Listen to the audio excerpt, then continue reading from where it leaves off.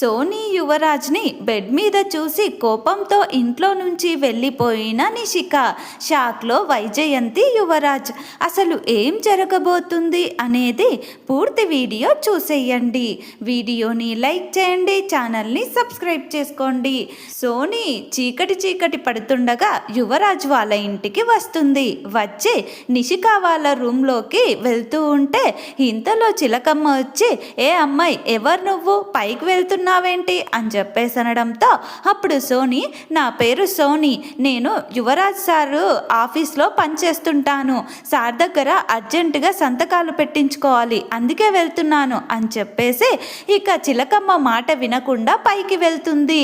ఇక ఇంతలో చిలకమ్మ, ఏ అమ్మాయి ఆగు ఆగు అని చెప్పేసి ఎంత పిలిచినా కూడా ఆ సోనీ ఆగకుండా వెళ్ళిపోతుంది. చిలకమ్మ అరుపులు విని జగదాత్రి, కేదార్లు అక్కడికి వస్తారు. జగదాత్రి, ఏంటత్తయ్యా, ఏమైంది, అలా అరుస్తున్నారేంటి అని చెప్పేసి అనడంతో అప్పుడు చిలకమ్మ, చూడమ్మి, ఎవరో ఆ అమ్మాయి వచ్చి నేరుగా యువరాజ్ రూమ్లోకి వెళ్ళింది, ఆమె యువరాజ్ ఆఫీస్లో పనిచేస్తుందంట అని అనడంతో అప్పుడు ఇక కేదార్ వాచ్ చూస్తూ, ఇంత టైంలో, ఈ టైంలో రావడం ఏంటి, ఇంత టైం అయింది కదా అని చెప్పేసి ఈ టైంలో ఆఫీస్ పనులేంటి అని అంటుంటాడు. అప్పుడు ఇక జగదాత్రి ఉండి, ఏదైతే ఏంది కేదార్, ఇప్పుడు కానీ ఈ విషయం నిషికకి తెలిస్తే ఇల్లు పీకి పందిరి వేస్తుంది అని చెప్పేసి అంటూ అటువైపు తిరిగి మాట్లాడుతుంటే ఇంతలో నిషిక జగదాత్రి వెనకాల నుంచి, ఎందుకే, ఏమంతా కొంప మునిగిందని నేను ఇల్లు పీకి పందిరేస్తాను, నేను ఇల్లు పీకి పందిరేసే పని ఏం జరుగుతుంది ఇక్కడ అని చెప్పేసి అనడంతో అప్పుడు ఇక జగదాత్రి, అదేం లేదు నిషిక, నేను వంట త్వరగా చెయ్యి, లేకపోతే ఈ నిషిక ఇల్లు పీకి పందిరేస్తుంది అంటున్నాను అంతే అని చెప్పేసి కవర్ చేయడానికి ట్రై చేస్తుంది. కానీ నిషిక వినదు. అసలు నిజం చెప్పు, నువ్వు వంట గురించి ఇలా మాట్లాడట్లేదని నాకు బాగా తెలుసు, అసలు ఏం జరిగిందో చెప్తావా లేదా అని చెప్పేసి గొడవకి దిగుతుంది. ఇక అప్పుడు కేదార్ ఉండి, అయినా దాయడానికి ఏముంది జగదాత్రి, ఇప్పుడు ఎలాగో తను అక్కడికి తన రూమ్లోకి వెళ్తూనే ఉంది కదా అని చెప్పేసి అనడంతో అప్పుడు ఇక నిషిక, మా రూమ్లో ఏముంది, ఏయ్ అసలు ఏం జరిగిందో చెప్తావా లేదా అని చెప్పేసి జగదాత్రిని అంటుంది. అప్పుడు జగదాత్రుండి, అది యువరాజ్ని కలవడానికి ఆఫీస్ నుంచి ఒక అమ్మాయి వచ్చిందంట అని చెప్పేసి అంటుంది. అది వినగానే ఇక నిషికాకి చాలా కంగారు మొదలవుతుంది. ఈ టైంలో యువరాజ్ని కలవడానికి ఎవరు వచ్చారు, యువరాజ్ని ఇంత చీకటి టైంలో కలవడానికి వచ్చిన ఆమె ఎవరు, ఆఫీస్ నుంచి రావడం ఏంటి అని చెప్పేసి ఇక గునుగుకుంటూ త్వరగా ఇక జగదాత్రి, కేదార్లు ఎంత చెప్తున్నా వినకుండా పరిగెత్తుకుంటూ వాళ్ళ రూమ్ దగ్గరికి వెళ్తూ ఉంటుంది. ఇక ఇంకొక వైపు ఆ సోనీ యువరాజ్ మీద కొంచెం ఇంట్రెస్ట్ ఉండడంతో ఆ సోనీ యువరాజ్కి ఫైల్స్ చూపిస్తూ, సార్ అర్జెంటుగా మేనేజర్ గారు మీ దగ్గర సంతకం పెట్టించుకొని రమ్మన్నారు, ఈ ఫైల్ మీద సంతకం అంటే చెయ్యండి అని చెప్పేసి యువరాజ్ని అడుగుతుంది. అప్పుడు యువరాజ్, అయినా ఈ టైంలో ఏంటి, నేను వచ్చేవాడిని కదా రేపు ఆఫీస్కి అనడంతో అప్పుడు సోనీ, లేదు సార్ అర్జెంట్ పనంట అని చెప్పేసి చెప్తుంది. ఇక అప్పుడు యువరాజ్ సరే అని చెప్పేసి ఫైల్స్ మీద సంతకం పెడతాడు. ఇక సరే అయిపోయింది తీసుకువెళ్ళు అని అంటాడు. అప్పుడు ఇక సోనీ, అలాగే సార్ అని చెప్పేసి ఇక ఆ ఫైల్స్ తీసుకుని ముందరికి వెళ్ళబోతూ కాలు కొంచెం స్లిప్ అయ్యి యువరాజ్ మీద పడిపోతుంది. ఇక యువరాజ్, ఏ ఆగు అని చెప్పేసి తనని పట్టుకోవడానికి పోయి యువరాజు, ఆ సోనీ ఇద్దరు బెడ్ మీద పడిపోతారు. ఇక సోనీకి ఎలాగో యువరాజ్ మీద ఇంట్రెస్ట్ ఉండుంటుంది కాబట్టి సోనీ యువరాజ్ కళ్ళలోకి చూస్తూ ఉంటుంది. యువరాజ్ కూడా సోనీ వైపు చూపు తిప్పుకోలేక సోనీ వైపే చూస్తూ ఉంటాడు. ఇంతలో ఇక అక్కడికి నిషిక వచ్చేసి డోర్ టక్కున ఓపెన్ చేసి లోపలికి వస్తుంది.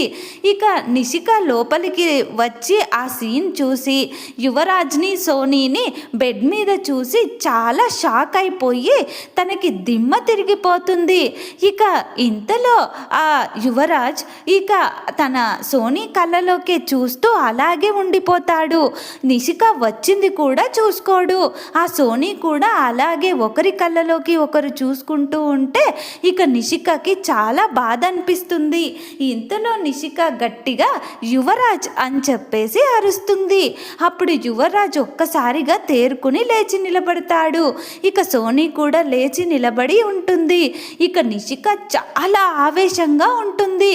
నిషిక ఆ సోనీ చంప పగలగొడుతుంది. అప్పుడు యువరాజ్ ఉండి నిషిక ఏం చేస్తున్నావు అని చెప్పేసి అనడంతో, నువ్వు మాట్లాడకు, మీ ఇద్దరు ఈ టైంలో బెడ్ మీద ఏం చేస్తున్నారు, ఇప్పుడు ఏం చెప్తావు, నేను చూసింది కూడా అబద్ధం అని చెప్తావా లేదా ఇంకేదైనా కవర్ చేస్తావా అని చెప్పేసి అనడంతో అప్పుడు యువరాజ్, అది కాదు నిషిక, తను పడబోతుంటే పట్టుకొని ఇక పోయి స్లిప్ అయ్యి బెడ్ మీద పడ్డాం అంతే, నువ్వు ఏదేదో ఊహించుకోకు అని చెప్పేసి అంటాడు.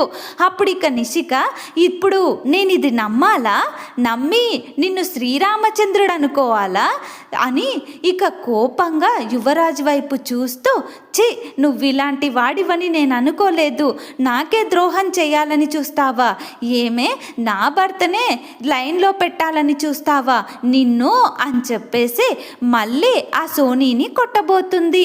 ఇక అప్పుడు యువరాజు నిషిక చెయ్యి పట్టుకొని, నిషి నువ్వేం చేస్తున్నావో నీకైనా అర్థమవుతుందా అని చెప్పేసి కోప్పడతాడు. ఇక ఇంతలో జగదాత్రి, కేదార్లు అందరూ పైకొస్తారు. ఇక వైజయంతి ఉండి, ఏంటమ్మీ ఏం జరుగుండాది, ఎందుకు ఇలా కోప్పడుతుండావు అని చెప్పేసి అనడంతో అప్పుడు నిషి ఉండి, ఏం జరిగిందా, నీ కొడుకు ఇది బెడ్ మీద పడుకొని సరసాలాడుతున్నారు అని చెప్పేసి అంటుంది. అది వినగానే వైజయంతి షాక్ అయ్యి, ఏందమ్మీ నిషి అట్లా మాట్లాడుతుండావు, వాడు అట్లాంటి వాడు కాదమ్మీ, నువ్వు ఎలా చూసి ఏమనుకున్నావో ఏందో, ఏందబ్బోడా అలా మాట్లాడుతుంది నిషి అని చెప్పేసి అనడంతో అప్పుడు యువరాజ్, అది కాదమ్మా, తిను పడబోతూ ఉంటే పట్టుకోబోయి స్లిప్ అయ్యి ఇద్దరం బెడ్ మీద పడ్డాము, అది చూసి నిషిక తప్పుగా అర్థం చేసుకుంటుంది అని అంటాడు. అప్పుడు ఇక నిషి ఉండి, ఓ నువ్విప్పుడు అందరినీ నమ్మించగలవు కానీ నన్ను నమ్మించలేవు యువరాజ్, సరే మీరు అనుకోకుండా బెడ్ మీద పడిపోతే మరి మీరు అలాగే ఎందుకు పడుకొని ఉన్నారు, పడిన వెంటనే లేచి నిలబడొచ్చు కదా, మరి ఇద్దరు ఒకరి కళ్ళలోకి ఒకరు లవర్స్లా పెళ్ళాం మొగుడ్లా అలా ఎలా చూసుకుంటున్నారు అని చెప్పేసి ఇక నిషిక అడుగుతుంది.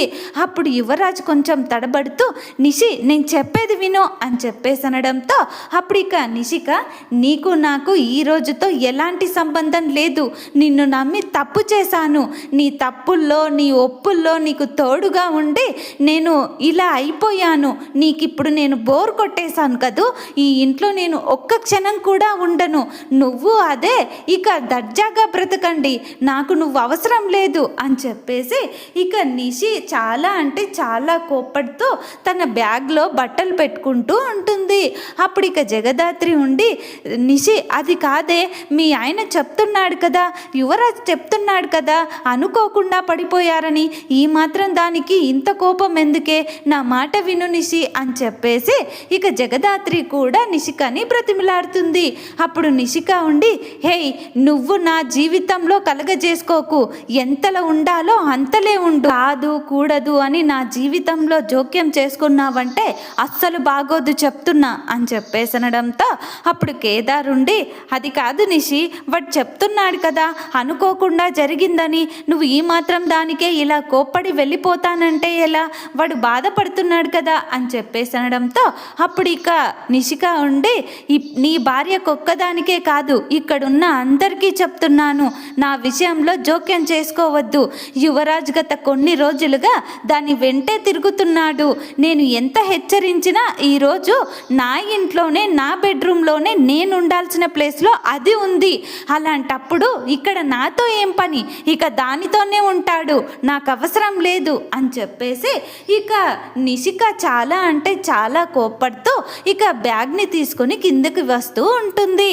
ఇక నిషిక కోపం కోపంగా కిందకి వస్తూ వెళ్ళిపోబోతూ ఉంటే వైజయంతి, ఆగమ్మి ఆగు, ఎందుకంత ఆవేశపడుతుండావు, ముందు కూర్చొని మాట్లాడదాం, ఆగమ్మి వెళ్ళకమ్మి అని చెప్పేసి ఇక వైజయంతి ఇక నిషిక వెనకాల వెళ్తూ ఉంటుంది. నిషికని ఎంత బ్రతిమిలాడినా వినదు. ఇక ఇంతలో కౌశికి వచ్చి ఏం జరిగింది, తను ఎందుకు ఇంట్లో నుంచి వెళ్ళిపోతానంటుంది అని చెప్పేసి అడుగుతుంది. ఇక జగదాత్రి కేదార్ వాళ్ళు జరిగిందంతా చెప్తారు. ఇంతలో యువరాజుండి, నిషి నా మాట విని ఇక్కడ ఉంటానంటావా, లేదు నా మాట పట్టించుకోకుండా వెళ్ళిపోతానంటావా, ఒకవేళ నువ్వు వెళ్ళిపోతే ఇదే మనం కలిసే చివరి రోజు అవుతుంది నిషి అని చెప్పేసి అనడంతో అప్పుడు నిషిక కోపంగా యువరాజ్ వైపు చూస్తూ, వెళ్తాను, నీలాంటి మోసగాడితో నేను ఉండలేను అని చెప్పేసి నిషి వెళ్ళబోతూ ఉంటుంది. మరి నిషిక నిజంగానే ఇంట్లో నుంచి వెళ్ళనుందా, నిషికని ఆపనున్నారా, అసలు ఏం జరగబోతుంది అనేది పూర్తి వీడియో టీవీలో కంటే ముందుగా చూడాలనుకుంటే మా వీడియోని లైక్ చేయండి, ఛానల్ని సబ్స్క్రైబ్ చేసుకోండి.